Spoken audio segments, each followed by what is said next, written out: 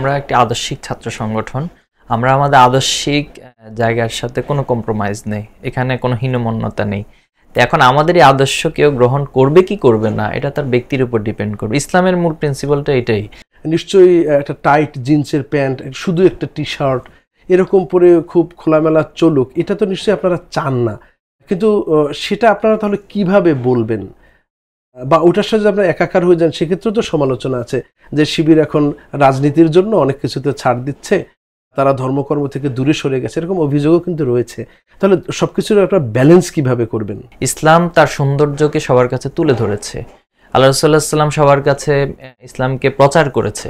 তো আল্লাহ রাসূলুল্লাহ সাল্লামের সৌন্দর্যকে যারা উপলব্ধি করতে পেরেছে তারা গ্রহণ করেছে, কিন্তু যারা সেটা গ্রহণ করেনি বা উপলব্ধি করতে পারেনি, আল্লাহ রাসূলুল্লাহ সাল্লামের তো এই নীতিমালা ছিল না তাদের উপর ইসলামকে জোর করে চাপিয়ে দিবেন। তো ইন দ্য সেম ওয়েতে ছাত্র শিবির ঠিক একই মডেলটাই ফলো করে। আমরা আমাদের আদর্শিক সৌন্দর্যকে তুলে ধরছি, বাংলাদেশের অধিকাংশ শিক্ষার্থীরা সেটা গ্রহণ করছে, কিন্তু যারা গ্রহণ করবে না তাদের সাথে আমাদের কোনো ধরনের চাপাচাপি অথবা সেটাকে চাপিয়ে দেওয়ার যে পলিটিক্স, এটা আমরা করব না। গত 15টা বছর শুধু ঢাকা বিশ্ববিদ্যালয় নয়, সারা দেশে আমরা দেখেছি ছাত্র শিবির উপর সীমাহীন নির্যাতন চলেছে।